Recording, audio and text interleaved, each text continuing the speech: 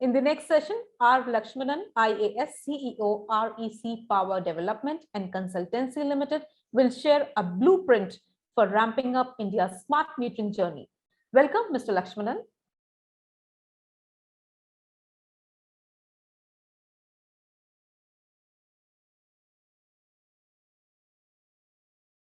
Today we are discussing about India's smart metering journey, and I'm really happy and it's a pleasure to be part of this discussion. In fact, if you look back over the last 5 years in terms of the Indian power sector, there has been a lot of progress and changes in terms of universal access. That has been a major achievement. Similarly, on the generation side and the transmission side, significant bottlenecks have been overcome during the recent times. But as we stand today, there are certain challenges which are before us, especially like on the reliability and quality of power, which is a key challenge that we are facing. And second, and the most important, is the viability issues that are in the distribution segment, which is affecting the entire power sector value chain. So in that context is where smart metering is being proposed or is being thought of as a solution which can address the financial viability issues of DISCOMs, and also like at an overall systemic level in an environment and ecosystem it functions, it can address the reliability and quality issues in the power sector also to a large extent. It could be a key intervention. And on these lines, like over the last 3-4 years, many pilots have happened across the country in Indore, Mysore, UP, Bihar, and other states.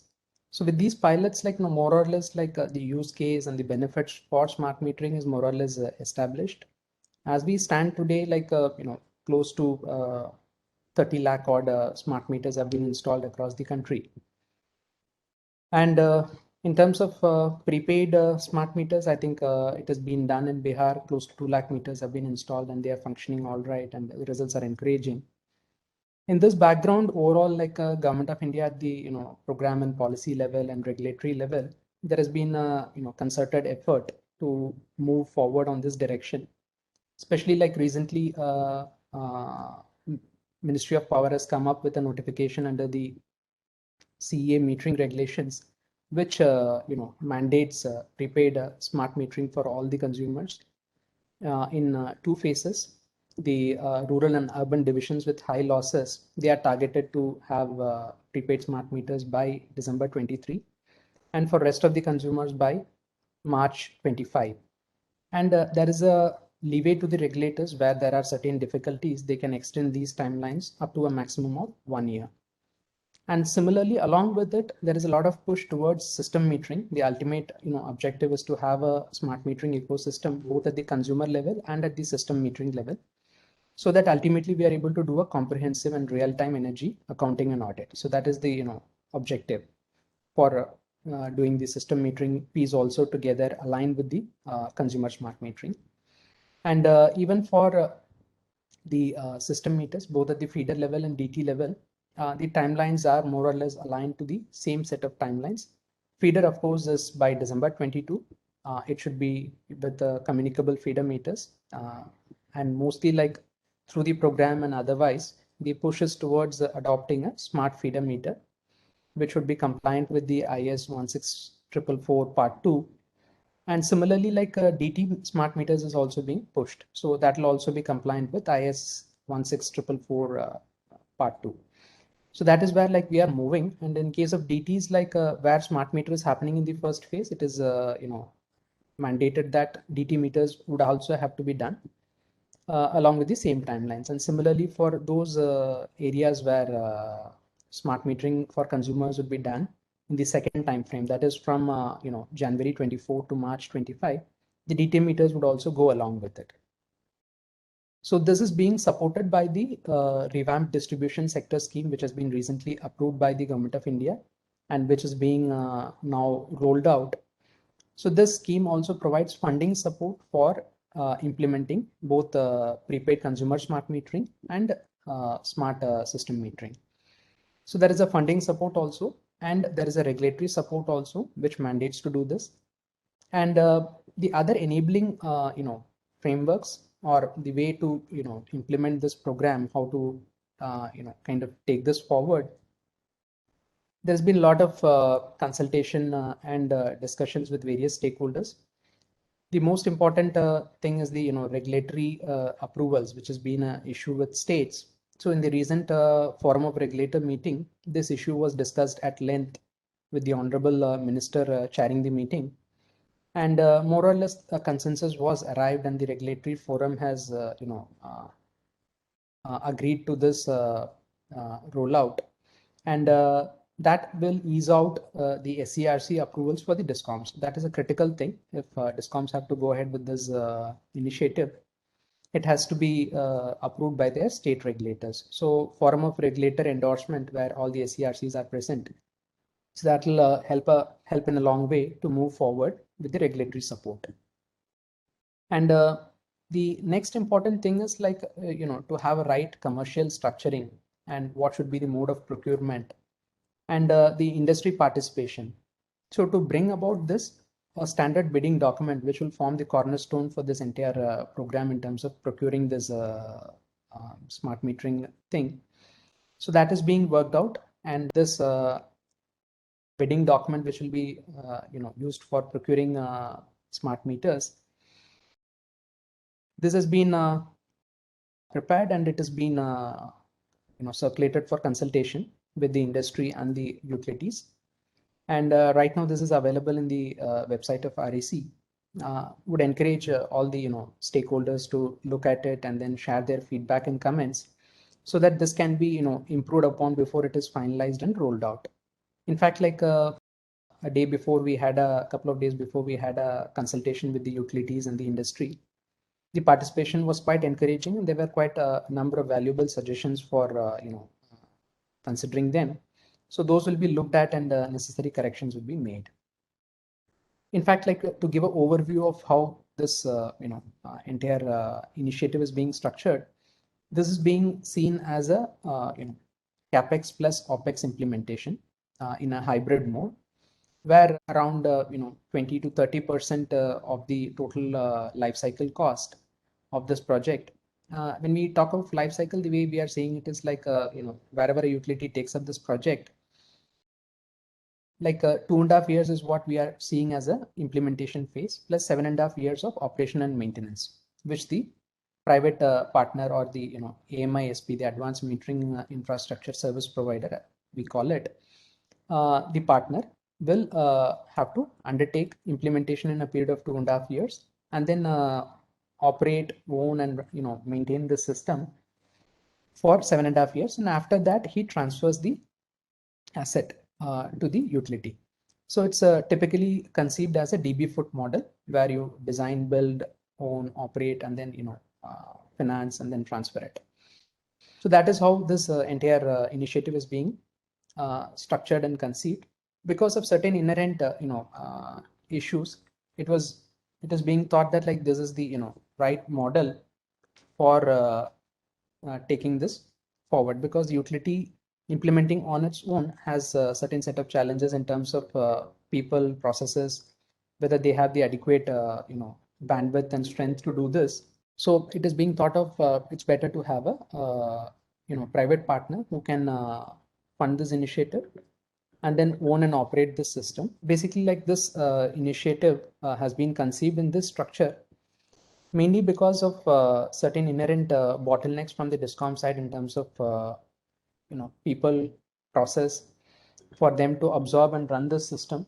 The entire initiative is being structured in the DB foot model, especially because there are people, process, and finance constraints from the utility side, so that this is being conceived as a partnership between the utility and the industry, so that like each is able to leverage the strengths of one another, and then get this entire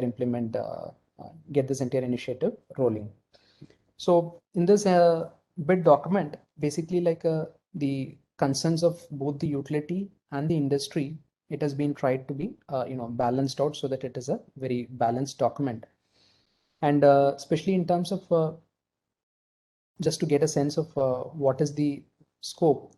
Basically, it would cover end-to-end implementation of prepaid consumer smart metering in a selected contiguous geographical area.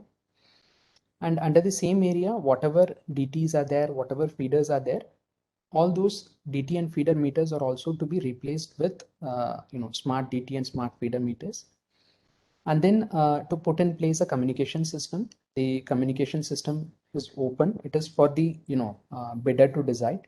This entire project is being conceived in a developer model, similar to a TBCB project, where 15 to 20% initial capex payments will come in from the utility through the Government of India program, and rest of the amount has to be invested by the developer or the bidder, AMASP in this case, whom we call as AMASP.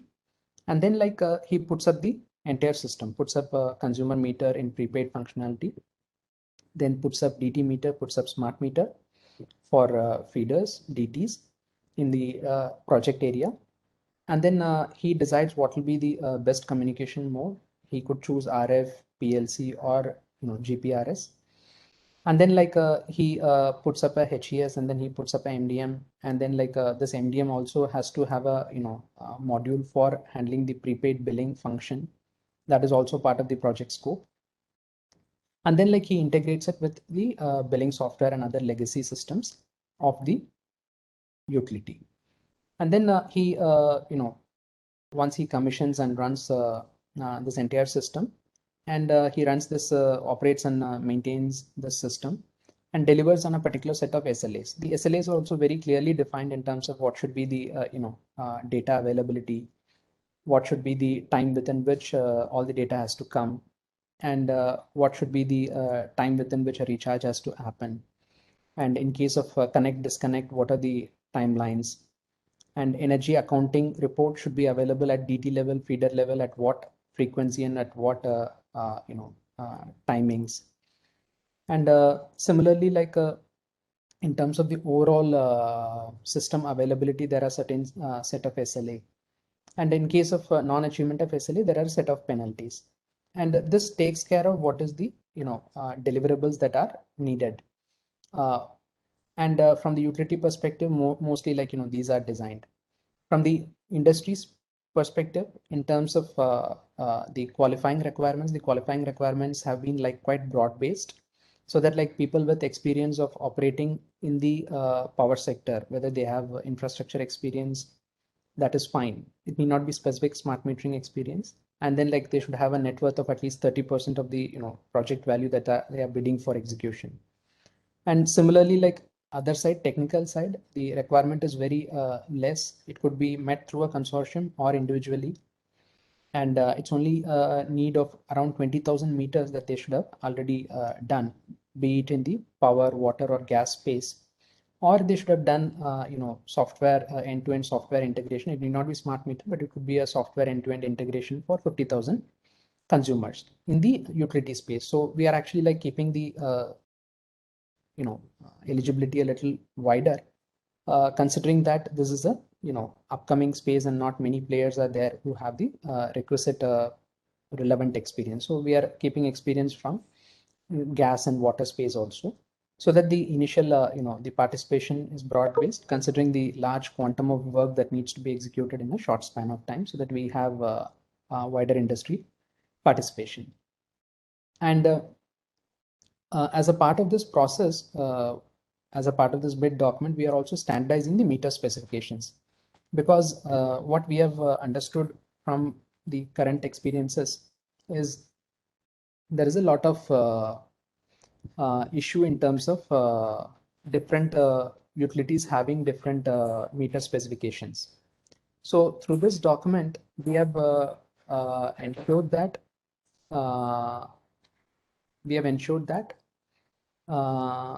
the meter specifications are standardized across the country. So the bid document is mandated to be followed under the new scheme. So any changes in the bid document would need a consent from the nodal agency for the scheme. So through that, we are trying to ensure that the for the industry, the meter standardization happens so that like they don't have to go through the testing process, design process changes, and then like retesting. So that is trying to be, rationalized in this process. And the overall testing is again another bottleneck which we have seen, at initial testing, then base clear testing, and after that, like as a part of the procurement, there are a lot of testing. So if you see this procurement process that is being designed, since it is in a developer mode where the other person is also investing significant amount of money, the testing has also been rationalized. It is, quality assurance is being taken care of, but then like, too much of testing is being rationalized.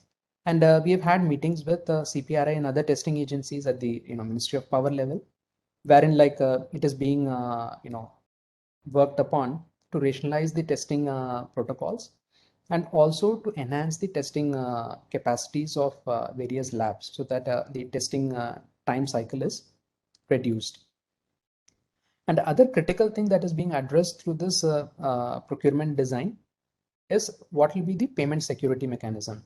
That is very critical because the industry is investing its money. There is a issue of counterparty risk with DISCOMs. Generally, that's seen as a issue.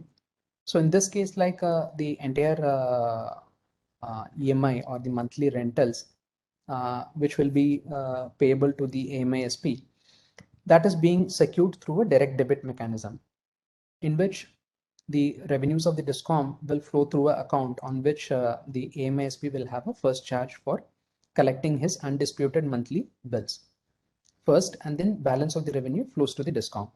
So this is also, a part of the contract that will happen. So that is being, built in such a way that it gives a payment security comfort to the industry. And in terms of bankability of these projects, we are in discussion with financial institutions and banks and industry to see that the entire initiative is rightly received by the financing industry, and they have a comfort in terms of funding such initiatives. So that will again be a critical part to, this entire pie, if we have to get it right and if we have to get it rolling. So these are, some of the steps, measures that are being taken as we speak. And we believe, with these efforts and the industry's support and participation, and the utilities, we are in discussion with the utilities as they are preparing their, proposals for sanction under the scheme.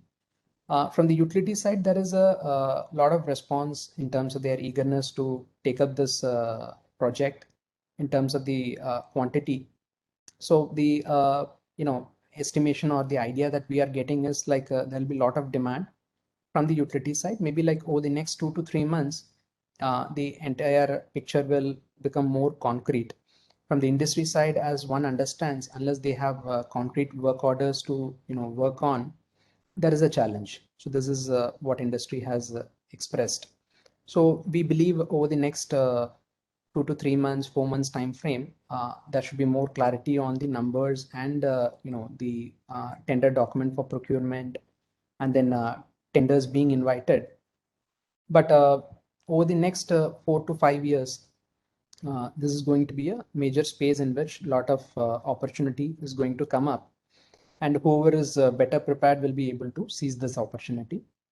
And this is going to be a game changer for the power distribution space in terms of utilities which take up this initiative and own the initiative and then roll it out with complete involvement. I'm sure they'll be able to, turn around their financial viability parameters. So this is going to be an interesting time and space. I think, it was wonderful sharing my thoughts with all of you, and hope we have more opportunities to interact with one another and take this journey forward. Thank you.